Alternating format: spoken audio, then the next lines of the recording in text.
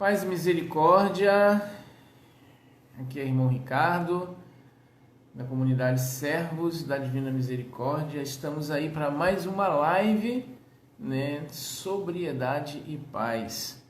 Essa live que tem, né, como objetivo levar, né, informação até o seu lar sobre a questão, né, da dependência química. Então, é um assunto polêmico, né? Mas ao mesmo tempo um assunto muito atual, né? Porque a dependência química ela tem adentrado, né, nas nossas famílias e muitas vezes nós não sabemos como lidar. Então, hoje nós vamos receber, né, a Denise, que é coordenadora nacional da Pastoral da Sobriedade e que vai estar partilhando aí conosco, né, sobre esse tema. Quero aproveitar também, né, para convidar você que ainda não conhece o nosso canal no YouTube, visita lá o nosso canal, né, faça a sua inscrição, né, toque seu sininho lá, né, faça a participação conosco lá no nosso canal no YouTube. Também tem a nossa página no Facebook, né, Servos da Divina Misericórdia. Será um prazer, né, ter você, né, como nosso seguidor também, não só aqui pelo Instagram, mas também pelo YouTube e pela página da nossa comunidade no Facebook. Visita lá então e caminhe conosco, né? Tem sempre novidade, tem sempre vídeos novos, né, informações, orações, né, tanto no Facebook também como nesse canal no YouTube. A gente está sempre falando da devoção à Divina Misericórdia. Então, a gente aguarda vocês lá, né, e ajude a divulgar, né, tanto a nossa página no Facebook, como no YouTube, como esse canal aqui também do Instagram, que você possa ajudar a divulgar aí, tá bom? E aqui já estamos recebendo algumas pessoas, né, meu querido irmão Gabriel, a Priscila. Tem uma irmã aqui que eu não sei o nome, né? Porque tá. Deixa eu ver aqui. A Carol, Denise já tá chegando. Tá aqui o convite dela.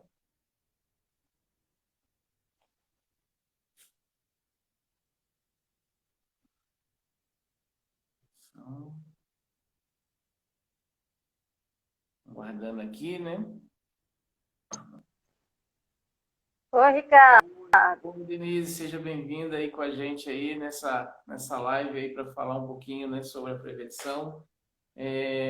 Estava aqui falando dos nossos canais aqui enquanto você não chegava e Eu estava aqui tentando entrar aqui. que bom. E queria que você se apresentasse, né? Então, me chamo Denise, sou agente aí da Pastoral da Sobriedade desde 2001. Atualmente estou como coordenadora nacional, né, da Pastoral, dando esse suporte aí, alimentando esses agentes aí espalhados, né, de forma tão brilhante pelo Brasil. E a gente está aí articulando esses grupos, funcionando aí na nossa igreja, nas nossas paróquias. Estou de Volta Redonda, Rio de Janeiro, né? Mesmo estado, né, Ricardo? Mesmo Sim. regional. E participo da Paróquia São Sebastião aqui com meu padre Alércio, minha família. E é um prazer estar aqui com vocês todos aí em casa, né? Muitos em casa, nesse sábado, e poder trazer uma palavra aí de conforto, de esperança e de sobriedade para cada um de vocês. Amém.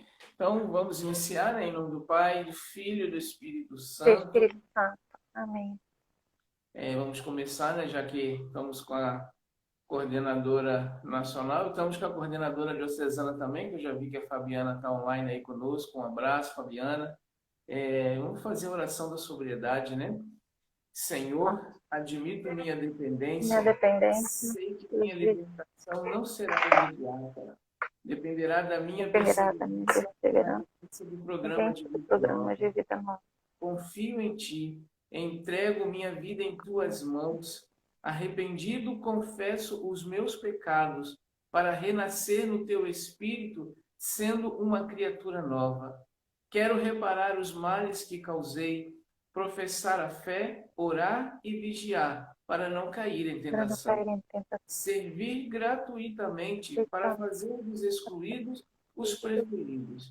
Celebrar a Eucaristia com os irmãos por uma vida plena, sem males, sem drogas. Festejar cada dia de sobriedade. Só por hoje, graças a Deus. Amém. Sobriedade e paz, só por hoje, graças Só por a hoje, Deus. graças a Deus. Então, Denise, nós começamos, né, com essa live, essa é a terceira, né? Nós começamos com o Bortolin, falando um pouquinho, né, do início aí da Pastoral da Sobriedade, né, já que ele estava lá naquele comecinho, né? E depois, semana passada, nós recebemos o professor Bruno, que é um psicólogo, né, e falamos muito da importância da família, né, na recuperação, né, qual o papel da família na recuperação de um dependente químico. E hoje eu queria partilhar com você, né, sobre a questão da prevenção, né, que é algo tão fácil de se fazer e que muitas vezes, por não se fazer, as consequências são a que a gente vê aí, né? Tantos jovens, né, experimentando drogas e entrando realmente por um caminho, às vezes, quase sem volta. E eu queria, assim, já começar falando, né, sobre essa questão da prevenção. Qual o melhor caminho para se falar de prevenção com o jovem, né? Porque o que eu vejo hoje, algumas campanhas publicitárias, às vezes até patrocinadas por órgãos públicos, né, falando de droga, mas que eu acho que promove muito, né? Porque fala da droga muitas vezes mostrando os perigos, aquela coisa toda, mas não oferecendo realmente um caminho de prevenção. Só se fala das drogas, né? Não se fala de um esporte, não se fala de ter bons amigos, não se fala, né, de bons costumes, mas fala das drogas, consequências e muitas vezes, né, tem cartilhas as drogas e seus efeitos. Eu não, assim, na minha concepção, eu não consigo ver drogas e seus efeitos como algo preventivo. É bom para quem trabalha como dependente químico, né? Mas para alertar, você ainda vai mostrar para o jovem qual os efeitos daquela droga. Então, assim, qual o trabalho que a Pastoral da Sobriedade tem feito aí no nosso país, né, em relação a esse trabalho de prevenção, principalmente dentro dos colégios? A Pastoral tem conseguido entrar nos colégios? Então, Ricardo, é um tema até bastante bom de se falar, né, de se trabalhar, porque muitas das vezes a pastoral é entendida um pouco como bombeiro, né? Principalmente nas escolas, até na família. Aparece o problema e chama a pastoral de sobriedade para dar uma palestra sobre drogas, não é isso? Muitas das vezes acontece isso no nosso paróquia. Acontece um problema na família com drogas, aí chama a pastoral da sobriedade, ou chama qualquer outro profissional para resolver aquele problema. Então, às vezes, quando a gente, é até bom abordar esse tema prevenção, porque é um contexto tão amplo, é algo tão, igual você disse, é fácil, mas se você souber a metodologia correta de se fazer a prevenção de maneira eficaz, né, que possa chegar. E quando você citou do adolescente, a prevenção ela tem que ser como um todo, como um contexto no geral, né? Porque a prevenção a gente trabalha com um fator de risco, fator de proteção, não é isso? Quando a gente busca informação, que eu acho que é a primeira questão de como fazer prevenção é buscar informação, buscar conversar com quem trabalha já com isso, buscar informação na própria internet de maneira segura, né, em sites seguros já renomados, ou com quem trabalha aí perto de você que faz essa ação, mas de buscar entender os fatores de risco e fator de proteção. Não é simplesmente só falar da droga que vai resolver o problema. A gente tem a questão individual de cada um, cada ser humano é de um jeito, tem a sua personalidade, tem a sua história de vida, né? Tem a sua família, o seu jeito de ser. Então, você tem que olhar esse aspecto, o indivíduo, a família, a escola e a sociedade. Então, é um contexto para se falar de prevenção com o adolescente, né? Quando você vai trabalhar na questão da escola, por exemplo, que idade que você vai trabalhar, de que forma que você vai trabalhar. Muitas das vezes, falar de prevenção, de consequências do uso da droga com massa, com muita gente, pode se passar assim na superficialidade. Pode passar de uma maneira assim, ok, viu uma palestra sobre drogas, vão sair falando assim, cara maneiro. Mas quando você trabalha na escola com um grupo menor, que você vai criando de forma metodológica, semanal ou quinzenal, ou uma vez por mês, onde você vai criando aquele vínculo com aquele adolescente, você vai começar a criar aquela confiança, onde você vai ter o feedback, onde você vai tirar dúvidas, onde você vai ter, de repente, um bate-papo mais, né, ao pé do ouvido. Então, é tudo muito complexo de como você quer trabalhar a prevenção. Você tem tempo para fazer prevenção? Você quer mesmo se colocar e se jogar nesse trabalho, nessa escola? Então, vamos programar. Vamos programar para que esse adolescente não receba muita informação e não consiga, né, tirar nada para a vida dele, né? A gente fica vendo, né, os adolescentes aí entrando nessa fase onde ele está chegando à fase que ele quer tomar as próprias decisões, né? Então, ele tem muita dificuldade de receber orientações. Ele está nessa esfera onde ele deixou de ser aquela criança onde a mãe mandava, onde o pai mandava, eles que ditavam para onde que ia, como que ia, e é onde ele precisa adquirir a sua identidade, né? E é um conflito com quem eu sou, com quem eu quero ser, com quem eu posso ser, né? Um conflito que vai girando em torno dele. Então, assim, essas orientações de prevenção precisam chegar fortalecidas, né? Então, é por isso que é importante a gente, quando falar de prevenção, falar para os pais, falar para os professores, para aqueles que trabalham na escola, né? Desde o portão até aquela que faz a merenda, aquela que está ali no corredor, né? Então, a prevenção tem que ser não só para o adolescente, mas para um contexto geral. O que adianta falar para o adolescente se a família está numa outra realidade? Né? Você entrou nessa questão da família também, né? Realmente não tem como falar de prevenção sem falar de família. Aí nós estamos falando de colégio, mas aí eu queria assim abranger um pouquinho mais, até porque o tempo passa muito rápido, então É uma hora, né? uma horinha, então e questão da igreja, e aí eu não estou falando só de igreja propriamente, só a igreja católica, né? Todas as igrejas. O que eu vejo muitas vezes trabalho semana antidrogas. Aí aquela semana Uma fala vez no ano. e aí o resto do ano não se fala mais. E eu vejo isso, eu vejo isso como uma falha, né? Porque você precisa estar trabalhando a prevenção o ano todo, não é uma semana só. Você não pode ter uma semana para trabalhar a prevenção, né? Eu acho que isso, e aí por isso que eu falei, não só a Igreja Católica, né? Mas eu vejo que isso em todas. Ih, vou ter que tirar meu cachorro. Vou ter que tirar meu cachorro daqui, peraí. Nem vi que ele entrou. Vai. Então a gente vai vendo, né, que esse trabalho, Desculpa. esse trabalho de prevenção, né, realmente é necessário, mas não pode ter como você disse, precisa ter tempo, precisa estar disponível. Não se previne uma semana, uma semana ajuda a esclarecer, abrir a ideia, né? Mas você, ainda mais jovem, né? Você precisa realmente. E assim, uma coisa que eu aprendi, se você quer fazer um trabalho dentro de um colégio, ou se você quer fazer um trabalho dentro da igreja com jovens, um trabalho de prevenção, você precisa ver quem são a liderança dos jovens, quem são os jovens que são os líderes, e chamar eles, né? Chamar eles para que eles ajudem a montar esse trabalho. O que vocês querem ouvir, o que vocês querem tratar, qual o assunto. Porque você pegar e empurrar tudo para o jovem, muitas vezes ele já chega naquela reunião, às vezes porque é obrigado, né? Porque vai ter que cumprir o colégio da igreja, e acaba não aproveitando aquele espaço, né? Porque tem isso, né? O jovem ele gosta de participar. Então, eu queria que você falasse sobre isso, né? A participação do jovem na questão, né, da prevenção também, dele poder ajudar, né, a montar, né, como é que se diz? Esse quadro, né, de como vai ser o trabalho de prevenção ali naquela paróquia, ou ali naquele colégio, qual a importância do jovem?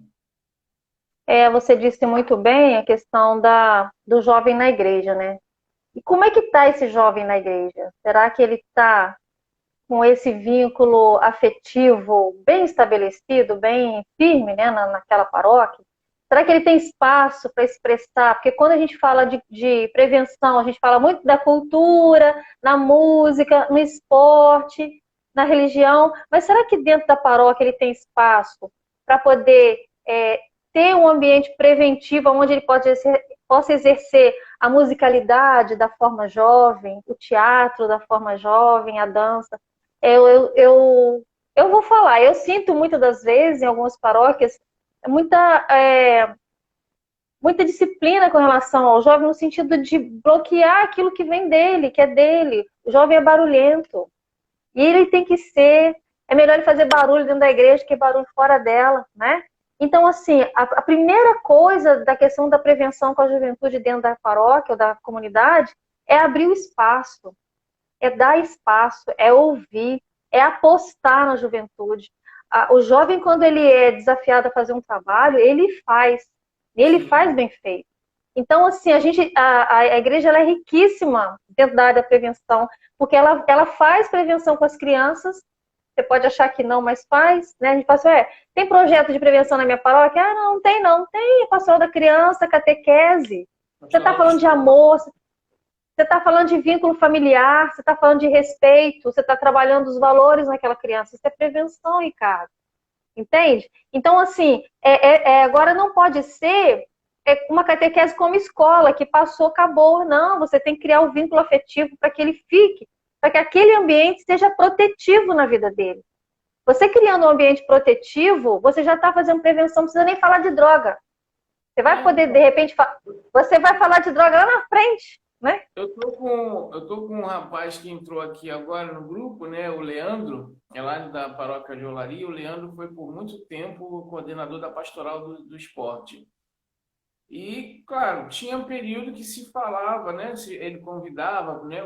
Eu mesmo fui lá dar meu testemunho sobre a questão das drogas, mas a prevenção em si, o esporte é um trabalho preventivo, porque você cria aquele vínculo, né? E era bonito. E hoje, o que eu percebo, tem poucas pastorais do esporte. Eu lembro que o Leandro, ele tinha aqueles jovens realmente nas mãos, podemos dizer assim, né? Porque os jovens confiavam nele, os jovens queriam estar competindo, né? Querendo disputar com outras paróquias, tinha torneios, e isso hoje diminuiu-se muito, né? E com isso, hoje o que eu vejo, hoje são tem paróquias aí com muito poucos jovens, né? Justamente porque não se dá essa oportunidade do jovem também falar o que ele quer. Eu acho que passou o tempo de você só impor para o jovem. Você precisa ouvir do jovem, né? O que ele espera da igreja, o que ele O espera que de que uma ele pastoral. espera? O que que ele espera, o que que ele pode oferecer, né? O que que ele pode contribuir, fazer com que ele se sinta parte construtiva daquela paróquia, né? Daquelas pastorais. E eu acho assim que de forma muito brilhante, Ricardo, a igreja faz sim, cumpre sim o seu papel preventivo. Quando ela trabalha com a pastoral da família, né? Com a juventude, ela tem cumprido sim uma parcela muito bacana na área de prevenção. E a pastoral da sobriedade, ela entra nesse contexto para falar de forma mais específica, para poder orientar os danos, né, e as consequências que o uso de droga pode trazer para a juventude. Porque não é só porque o jovem está numa pastoral da juventude que ele está livre de ter, em algum momento, né, um envolvimento com droga, uma proximidade com o uso de drogas, né? Então, Eu, assim, o momento é complicado. eu vejo que hoje em dia nós ainda temos uma grande ajuda, né, nesse trabalho de prevenção, né? E assim eu vou entrar num tema um pouquinho polêmico, né? Mas graças a Deus isso já diminuiu bastante. Eu lembro de muitos jovens terem começado a beber dentro de pastoral da juventude, né? Porque antigamente Uhum. era permitido bebida dentro das festas e graças a Deus a maioria dos bispos hoje, né, viram que realmente, né, até apoiando o trabalho da pastoral da sobriedade, porque chega a ser Sim. incoerente. Como é que eu tenho o trabalho de uma pastoral que resgata alguém que está no fundo do poço, mas nas minhas quermesses eu ofereço aquilo que pode levar de volta ao fundo do poço aquilo que a própria igreja ajudou a tirar. Então, hoje eu vejo que tá até mais fácil, né? Eu acho que lá atrás, 2001, quando você começou aí na Pastoral da Sobriedade, eu também no ano 2000, era Era bem difícil. difícil, era bem difícil. A Você briga era falar cerrada assim, com os padres. né? Acho que a consciência foi, né, se criando. Eu acredito muito nisso, sabe? Que eu acho que é muito mais importante criar consciência do que impor as coisas, né? Por isso que a pastoral, ela sempre propõe. Ela propõe a sobriedade, ela propõe a prevenção, ela propõe não vender bebida alcoólica nas festas ou promover festas das pastorais com bebidas, né? Então, assim, eu acho que a gente está numa crescente nessa conscientização, graças a Deus, né? Os bispos estão Eu vejo que hoje nessa existe caminhada. uma abertura maior das outras pastorais com a pastoral da sobriedade, né? Essa abertura, essa unidade ajuda bastante. Pastoral familiar é muito linkada à pastoral da sobriedade, né? Quando tem Uhum, a pastoral familiar, eu acho que é aquela que tem a possibilidade de ver os problemas reais de todas as famílias, né? De encaminhar o jovem, de encaminhar aquele que tem problema de dependência química para pastoral da sobriedade, e, enfim, né? De encaminhar. Então, é a importância, né?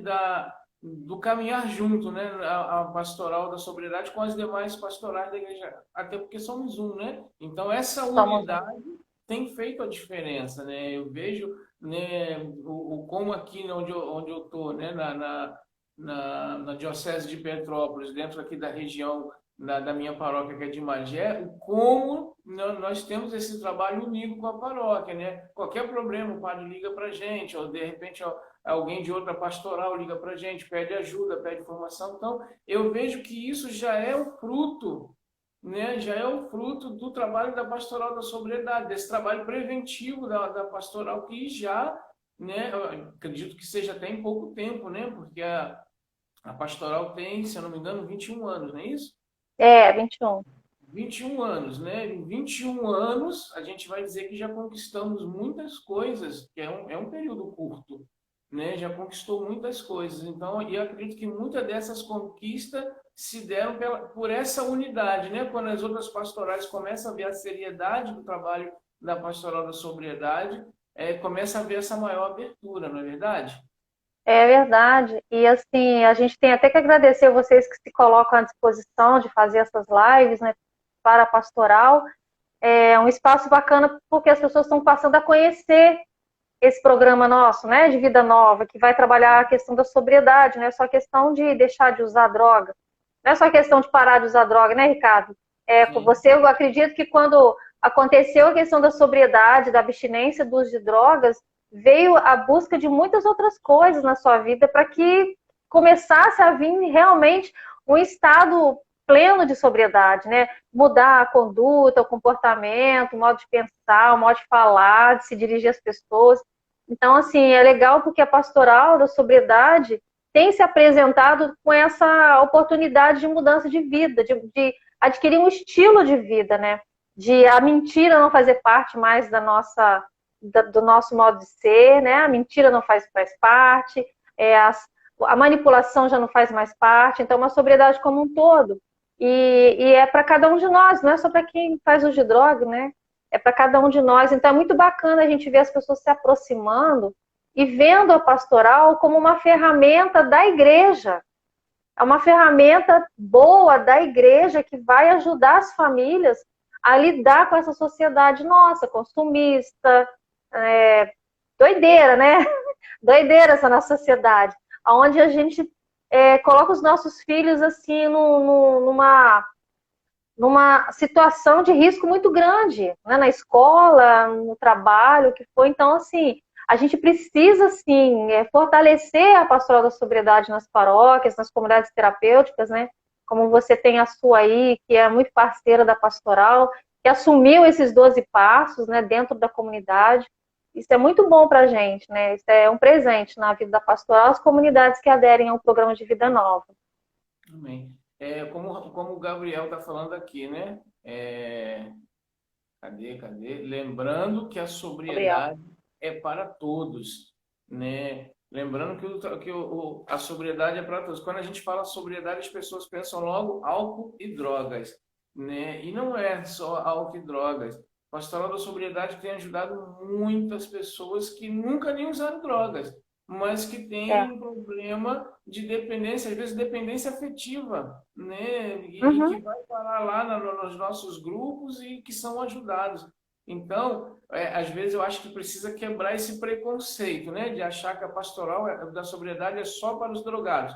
É claro que ajuda os nossos irmãos dependentes químicos, né? É claro que ajuda, né? Mas Mas é para cada ajuda um, a não. todos nós, porque todos nós somos chamados a viver sobriedade, né? Sobriedade Uhum. não é ficar longe do álcool e das drogas, mas é ter, como você disse, né, atitude coerente, né, viver realmente a dignidade, né? Não viver na mentira, não viver em picuinhas, né? E tantas coisas aí que a É. gente vai vendo aí. Então não estou vivendo sobriedade. Precisamos reavaliar os nossos conceitos sobre o que é sobriedade. Uhum.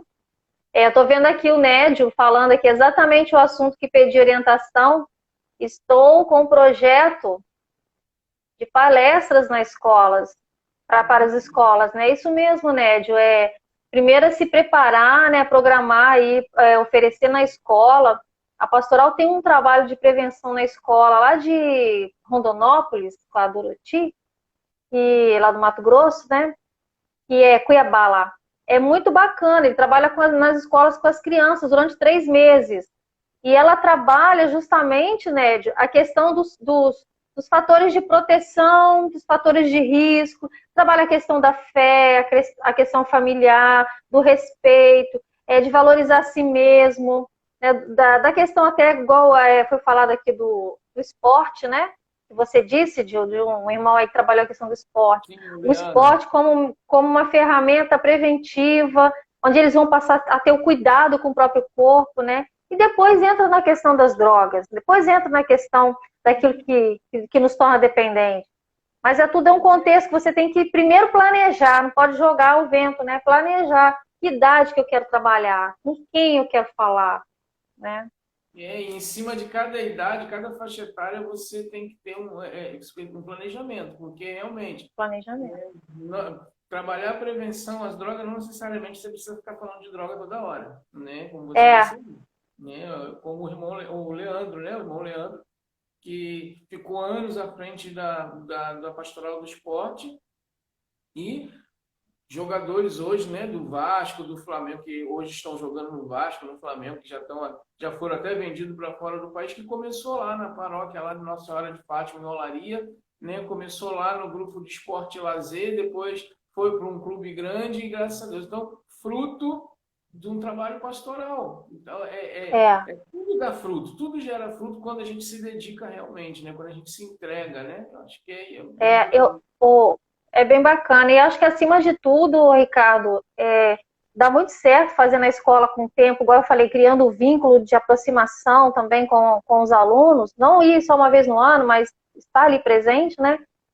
Porque você vai também ouvindo as angústias deles, aquilo que eles não conseguem administrar, né? Os sentimentos, a ansiedade, as depressões, que muitas vezes aqueles sintomas vêm ali naquele indivíduo. Então, assim, é muito bacana você ter esse contato, como a pastoral tem, né, com os grupos, aonde você vai ajudando esse adolescente ou esse jovem a lidar com esse sentimento, com esses transtornos que muitas vezes acompanham, esses medos, essas inseguranças, e que muitas vezes um grupo um pouco mais influente chega, oferece, e ele usa aquilo como um subterfúgio, né? Como uma fuga para não resolver alguns problemas familiares, violência na família, desemprego, uso de droga na família. Então, assim, é bacana você ouvir, você está aberto a ouvir, a orientar, a estar ali à disposição. Por isso que eu falo que prevenção é estudo, tempo, dedicação, né, e disponibilidade para poder fazer a coisa acontecer e dar certo. Né? É verdade. O irmão Leandro está dizendo aqui, né? Jogadores também que estão no Internacional, lá do Rio Grande do Sul, né? Ó, coisa boa. Mandar um abraço aqui também para Renata Carrapatoso, né? Que é uma irmã de um acolhido nosso, que toda semana está nos acompanhando. Um abraço, Renata, Deus te abençoe. ao Gilson, sobriedade e paz para você também, meu irmão, né? E a todos vocês que estão nos acompanhando, né? E possam contribuir com as suas perguntas, que a Denise está respondendo, né? Então, mais uma coisa, né? Falando de esporte, né? Estamos falando da juventude e tudo. E agora, como entrar com a prevenção, né? Você falou do colégio, né? Até tem um rapaz aí que acho que está com um projeto, né? De levar para o colégio. Quando O Nédio falou aqui. O Nédio acho que é de Tanguá, acho, não sei. Tanguá, né? Nélio de Tanguá, Não um sei. abraço, meu irmão. Então, quando se faz um planejamento, é bom que a gente entenda também que a gente não pode focar só no jovem, no adolescente, mas a gente precisa fazer um trabalho também voltado para aquela família, né? Porque precisa caminhar junto, né, Denise? Os jovens que você está trabalhando com a família, precisa ter um trabalho paralelo ali, né, que possa atingir os familiares, porque eu acho que a família tem sido para nós que trabalhamos direto aí com os dependentes químicos, né, com adicto, a família às vezes tem sido a maior barreira, né, tem sido a maior barreira, porque eles, primeiro, eles não, quando não tem um jovem nas drogas, eles acham que não precisam dessa informação. E quando tem, acha que o problema está só no É jovem, dele. nunca na família. E queria que você falasse um pouco disso. A dependência química é um problema familiar, né? É uma doença que atinge o indivíduo e atinge toda a família. Toda a família se adoece, né? Porque ela é comportamental também. Então, assim, acima de tudo, a família tem que se comprometer. Eu falo sempre quando a gente, né, recebe aqui o familiar que traz, é como se falar, ó, cuida dele aí que tá com problema, com uso de droga. Ah, ele, tá, então vamos construir isso junto, né? Como é que é a relação em casa? Como é que é a sua relação com ele? É afetiva, é aberta, você tem diálogo? Como é que ele é? Então, assim, é uma questão mesmo também comportamental familiar. Então, a família tem que se comprometer em caminhar junto dele, né? E assim, você diz assim, ainda não usou, então eu não preciso me preocupar. A preocupação, ela é 24 horas, é também só por hoje. A preocupação É, da família tem que ser também, né? E o fortalecimento familiar desse vínculo afetivo tem que ser muito direcionado. Você tem que ter regras claras em casa, né? É importante o adolescente saber a hora de sair, a hora de chegar, o que eu vou fazer, o que eu posso, o que eu não posso. Criar autonomia. Aqui em casa tem 3 meninas, sabe, Ricardo? Eu costumo muito falar que eu não recebi nenhuma receita, nenhum livro pronto me dizendo como é que eu ia educar essas meninas.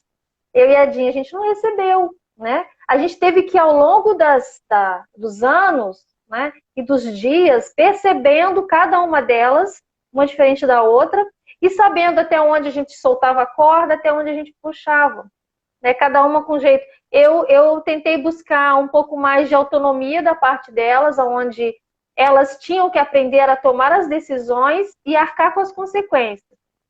Então, isso foi um pouco de minha parte que eu vi que deu certo. Elas escolherem as coisas, saberem escolher e arcar com aquilo que escolheu. Então, isso deu certo até agora, a fase adulta. O meu esposo já teve uma postura muito bacana que era assim: a sua liberdade está condicionada ao que você responde com ela. Se você responde a sua liberdade com responsabilidade, amanhã você tem de novo. Né? Agora, a partir do momento que você quebra esse contrato de liberdade que eu te dei, então a conversa vai ser outra, né? As regras vão ser outra. Então é muito legal que a família construa preventivamente com os filhos, né? Desde bebê, desde na barriga. Não é à toa que a mulher fica 9 meses com o filho na barriga, porque nesses 9 meses ela já tem que colocar regras. Ei, peraí, vamos parar de chutar que a mãe tá comendo? Ei, você tá machucando a mão, vamos botar esse pezinho para dentro? Então, assim, eu falo sério, porque é importante a gente ser mãe e ser pai na família, né? Da gente colocar o filho como filho, da gente saber que ele é amado, mas que ele vai pertencer a um mundo cruel, a uma sociedade cruel, e ele precisa tomar atitudes responsáveis para ele ser um cidadão responsável, né? Não ser não ser aí mais um sofrido pelo uso de drogas, porque num determinado momento da vida, né, teve esse encontro com ela, né, não soube lidar com as emoções e acabou tendo essa experiência com a droga e vive a dor, né? Você sabe o que é, né, Ricardo? E vai viver uma dor, é uma dor. Mas é muito bom quando a gente sabe que é possível voltar para a casa do Pai, porque Deus é misericordioso, generoso, né? E Ele é capaz de nos devolver a vida em sobriedade. É verdade. O Leandro está dizendo aqui, ó, é bom frisar que muitas vezes as pessoas começam a conhecer as drogas dentro de casa. Sim. Muitas vezes, né, eu escuto às vezes algumas palestras sobre dependência química e a gente vai perceber que muitas vezes as pessoas dão palestra muito baseada em teoria, né, não prática. Acho que nunca entrou dentro de uma favela, nunca acolheu ninguém, né? Oi, Dorinha, seja bem-vinda. Dorinha é fundadora de uma comunidade terapêutica, né? Tem uma casa de acolhida para homens lá em Ubá, Minas Gerais. Um beijo, Dorinha. Olha, Voltando a falar, né? Então, o que eu vejo é que muitas vezes alguns palestrantes vão falar que a responsabilidade é do pai, porque aquele jovem não foi amado pelo pai, porque o pai... E às vezes eu acho que joga a responsabilidade muito em cima dos pais. É claro, né? Só que nós precisamos, por isso que eu falei para o irmão que é necessário fazer um trabalho paralelo com a família para que nós conheçamos, né, a família em si. Porque o que que acontece? Tem pai que não consegue dar aquela informação para o filho porque ele nunca teve.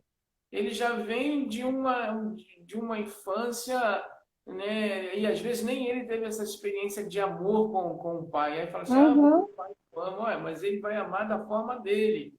Acho que dizer que não ama é muito pesado. Eu acho que por isso que a gente precisa fazer um trabalho paralelo com a família para entender a dor da família, para depois saber como uhum. jovem e como ajudar aquele pai também que de repente não recebeu o amor do seu pai, então ele não tem como passar algo que ele não recebeu. É verdade, é verdade. A gente só dá aquilo que a gente tem, né? E eu aprendi isso depois de muitos anos. Eu aprendi isso depois de muito tempo, quando eu tinha uma revolta muito grande porque eu não conseguia entender por que as pessoas tinham um jeito agressivo de ser, que não eram amorosas, que não se relacionavam bem, né? Às vezes eu encontrava pessoas que tinham um conflito comigo, eu falei, gente, mas eu não fiz nada, né? Por que as pessoas são assim? Mas porque ela teve uma vida que de repente ela não recebeu o que eu recebi, ou o que você recebeu, ou recebeu de forma diferente.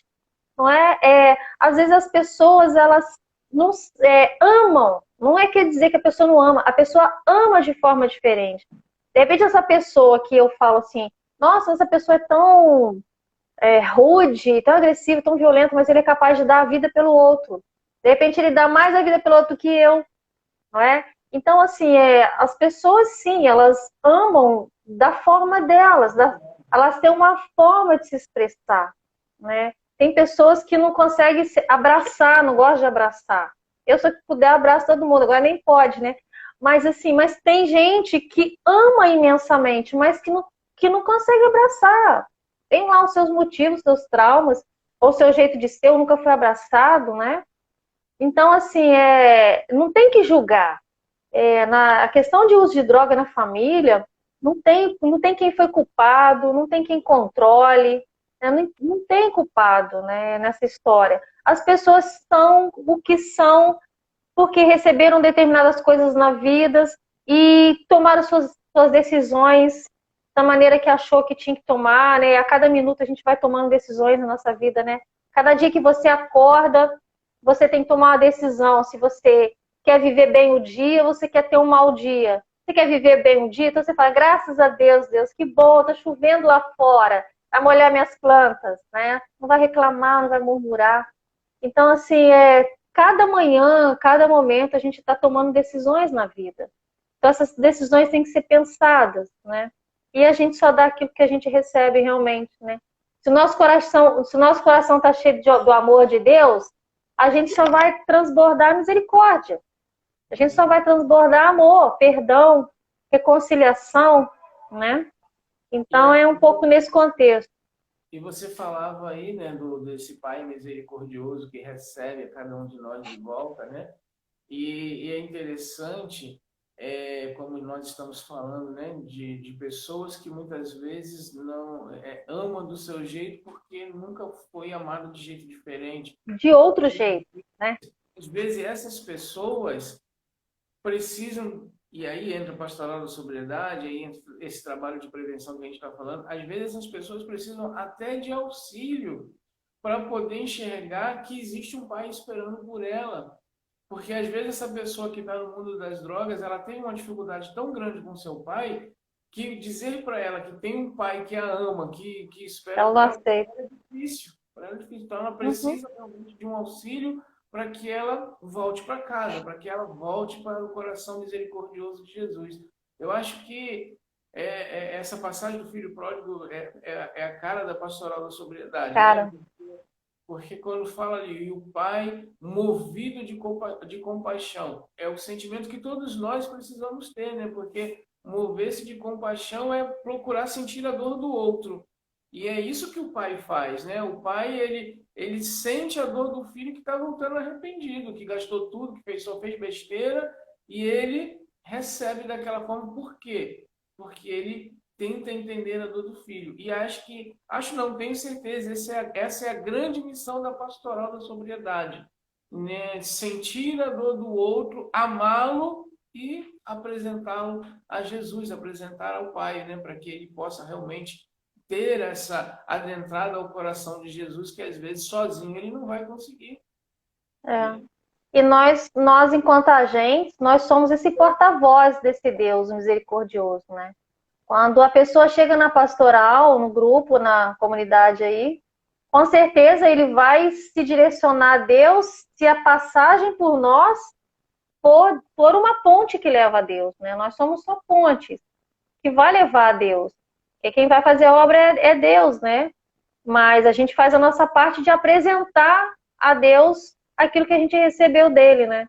E então é dessa forma mesmo, é no abraço, é no olhar, na amorosidade, de forma responsável, né? Também dando limite, né, Ricardo? Com Nos certeza. grupos também, exercendo a questão dos limites, da disciplina. Por isso a gente sempre fala 4 minutos para falar. Quem conhece a pastoral sabe, né? Poxa, mas ele tem tanto para falar, mas só que ele vive uma vida sem limites, sem regras, né? Só vive para ele, por ele.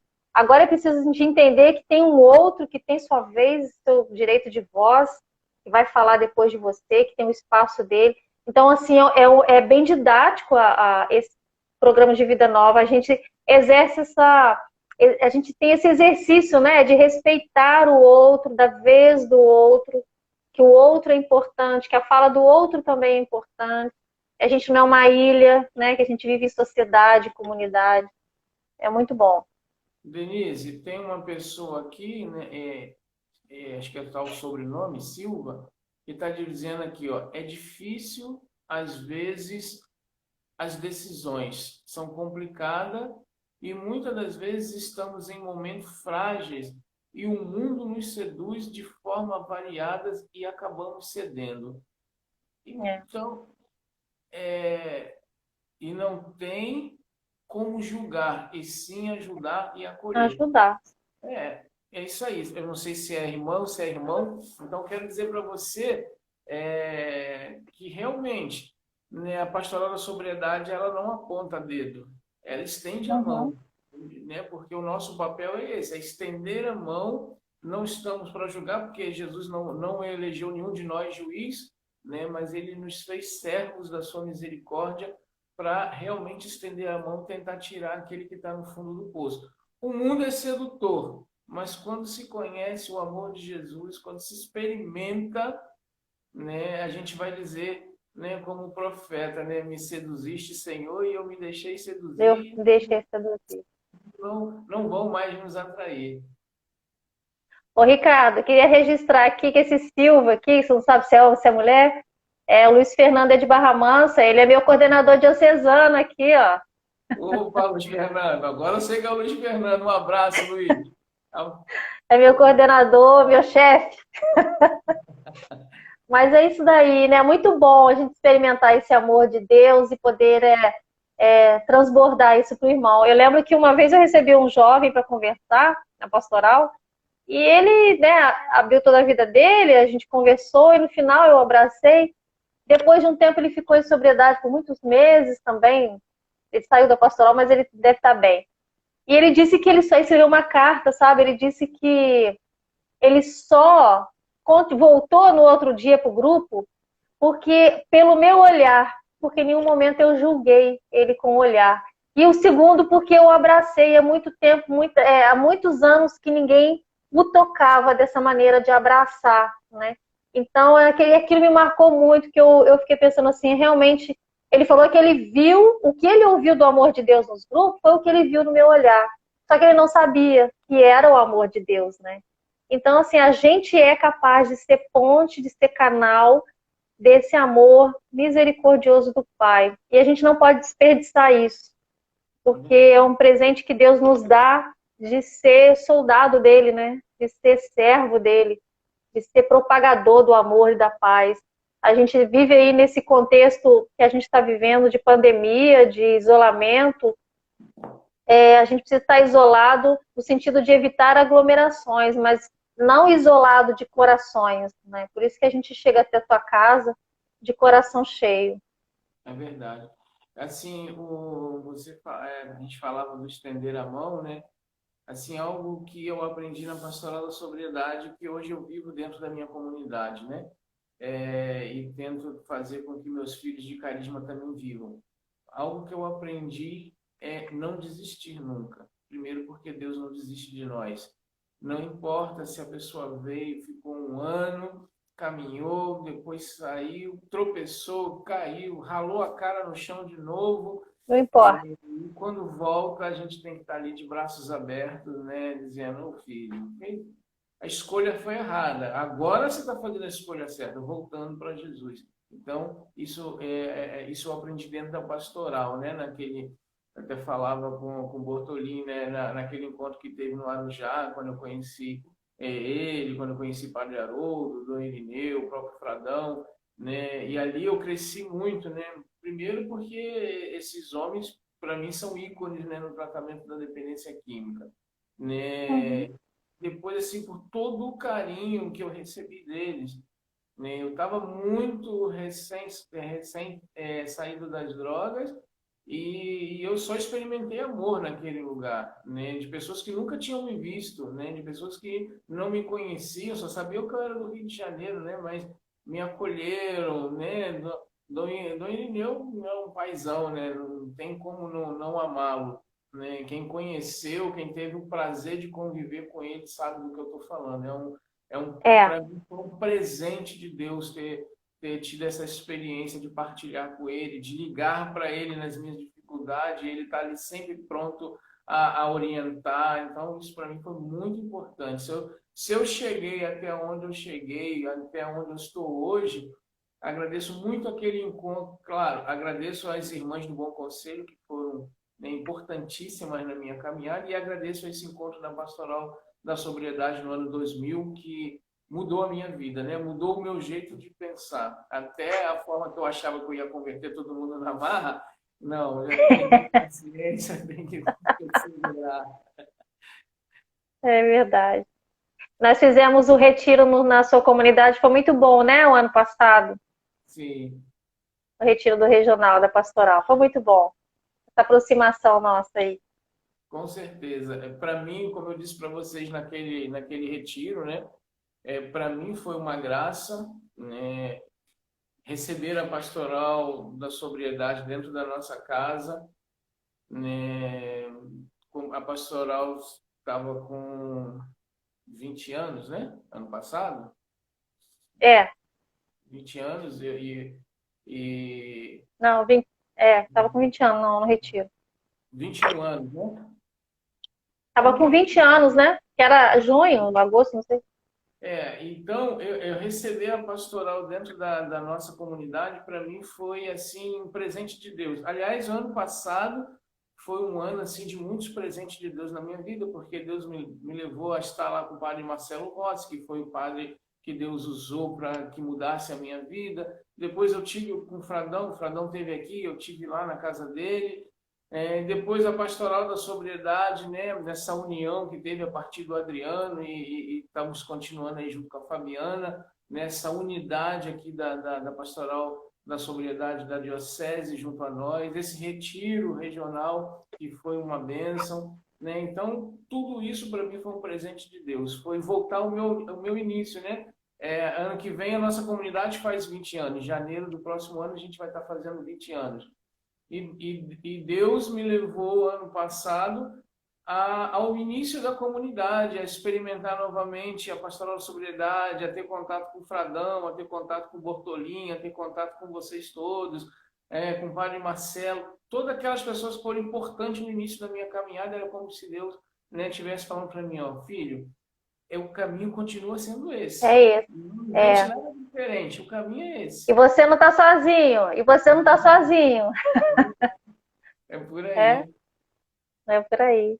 Querida irmã, já passou quase uma hora. Meu Deus do céu, Já. muito rápido. Eu queria, Vai acabar aí.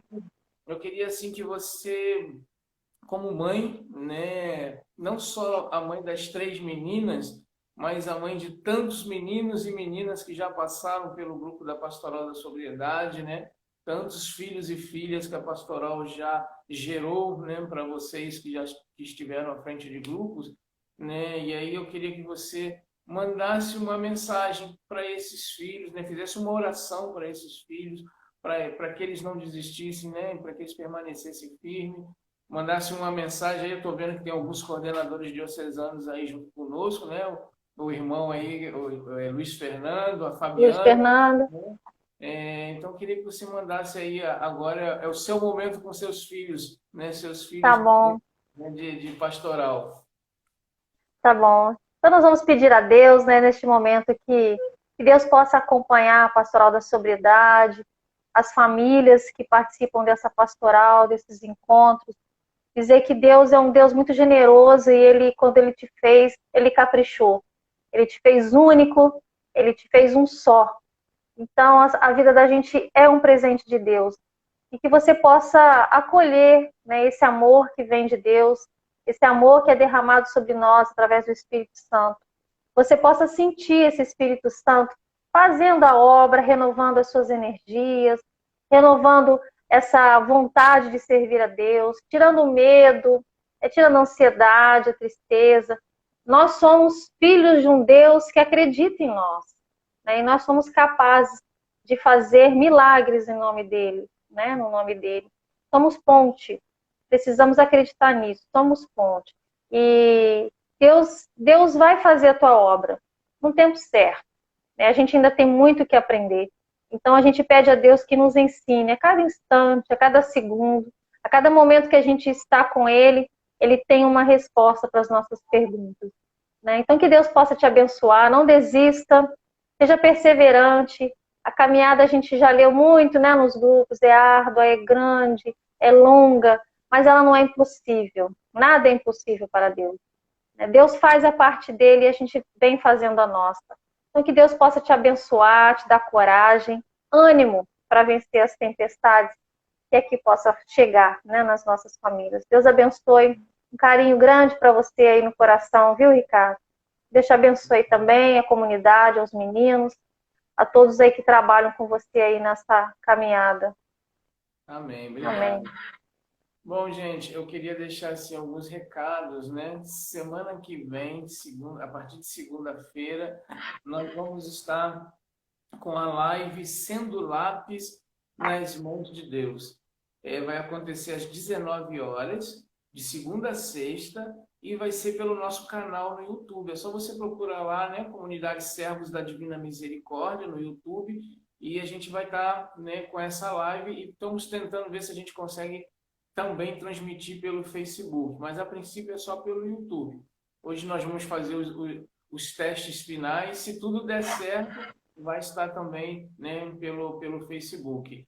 Na próxima semana também, no sábado, né, com a live Sobriedade e Paz, nós vamos estar recebendo a Fabiana, que é a coordenadora diocesana aqui da Diocese de Petrópolis, que também vai estar partilhando conosco, né, sobre o trabalho da Pastoral da Sobriedade dentro da Diocese. Então, já quero deixar o convite para você que nos acompanhou hoje, para estar conosco também na próxima semana, né, dando continuidade a esse bate-papo, como eu disse, né, um bate-papo aberto sobre dependência química. Começou lá com o Bortolini, passou pelo Bruno, hoje com a Denise, semana que vem com a Fabiana. Depois nós vamos receber o Duque, né, o Alexandre Duque, né, da comunidade católica Maranatá, do qual também tenho um grande carinho e respeito. Depois nós vamos receber o nosso querido Hamilton, da comunidade Boa Nova, lá de Sergipe. Enfim, vem muita gente boa ainda aí para a gente partilhar sobre a dependência química e continuar levando essa sobriedade a tantas pessoas.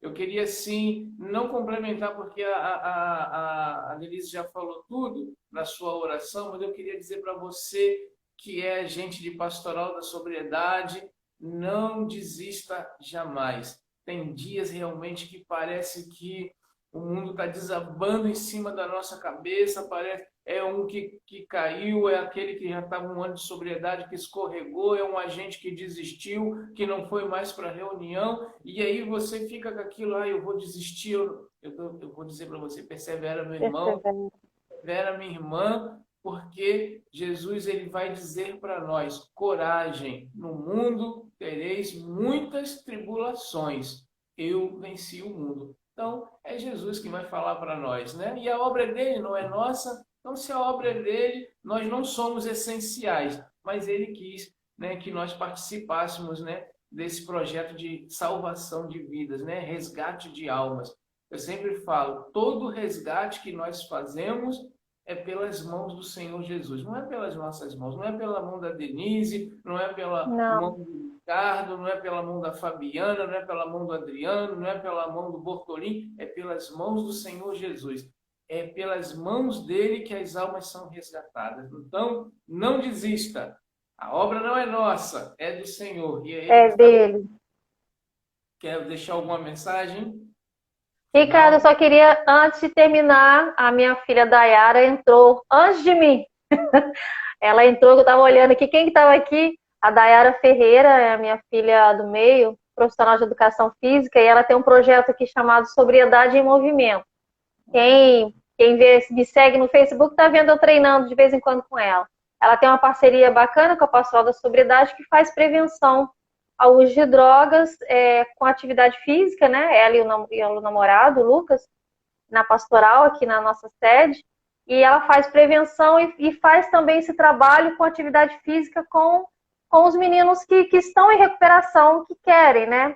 Então é bacana porque a atividade física pode estar motivando, ajudando a manter a sobriedade. Então eu queria registrar aí a presença da Dayara, que fez parte da nossa live aí. Um beijo, Dayara, mãe te ama, viu? Orgulhosa de você, do seu trabalho conosco. Que bom, continua firme aí, Dayara. A gente sabe que tudo aquilo que soma, né? Todas as missões que somam a nós da comunidade, da Pastoral da Sobriedade, sempre ajuda bastante, né? Sempre bem-vindo. Tudo que for para somar e para contribuir pela restauração, prevenção, é sempre bem-vindo. Então, parabéns pelo seu trabalho, que Deus te abençoe, te fortaleça, né? Que Amém. Você continue firme aí, contribuindo aí com a pastoral aí na sua cidade. Mas quero agradecer a sua participação.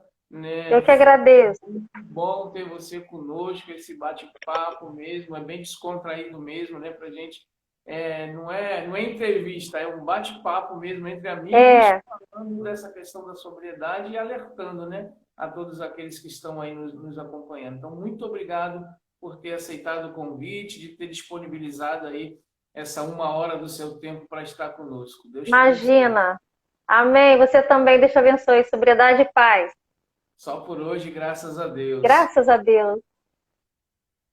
Estaremos sempre reunidos em nome de Deus, que é Pai, Filho e Espírito Santo. Amém. Amém. Até a próxima live. Sobriedade e paz, só por hoje. Só por hoje, graças a Deus. Amém. Amém.